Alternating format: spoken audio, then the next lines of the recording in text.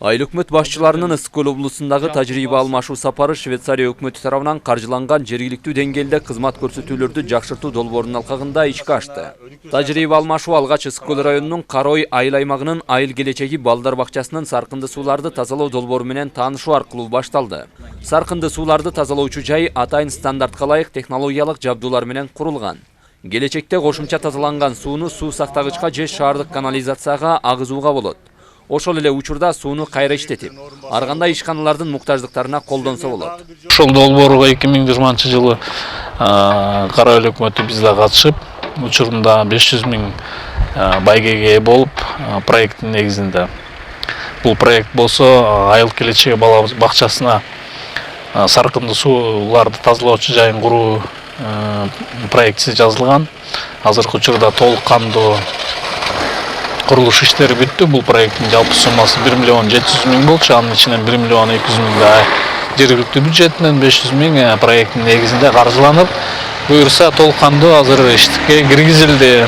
Андан соң Талас жана Чүй облусунун айыл өкмөт башчылары Кумбел айыл аймагындагы калкты таза суу менен камсыз кылуу долбоору менен таанышты.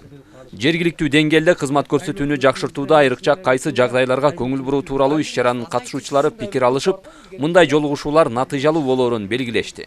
Кыргызстан кичинекей мамлекет болсок дагы бир ушул таза суунун запасынан 9-месте турат экенбиз дүйнөдө. Анан бул аябай сүйүнтө турган нерсе.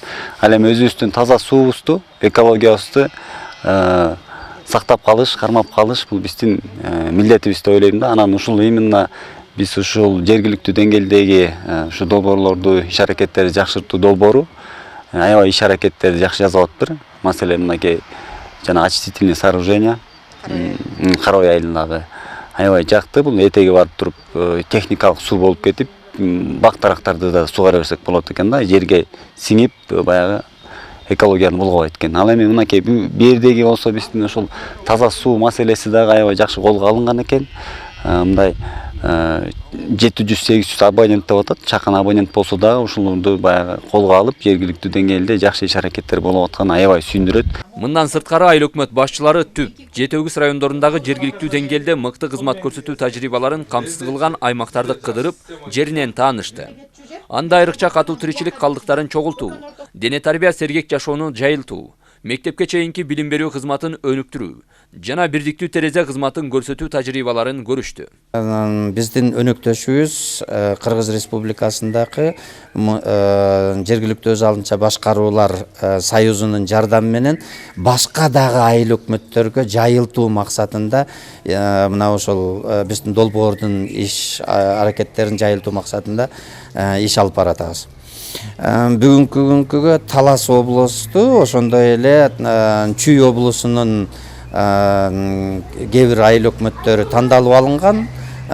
Бүгүн Ысык Көл облусуна 2021-22 жылы аткарылган кызматтарды жакшыртуу аракет пландарынын жыйынтыктарын көрсөтүү максатында 52 айыл өкмөт башчыларын алып келип, ошол тажрыйба алмашуу практикасы жүрүүдө.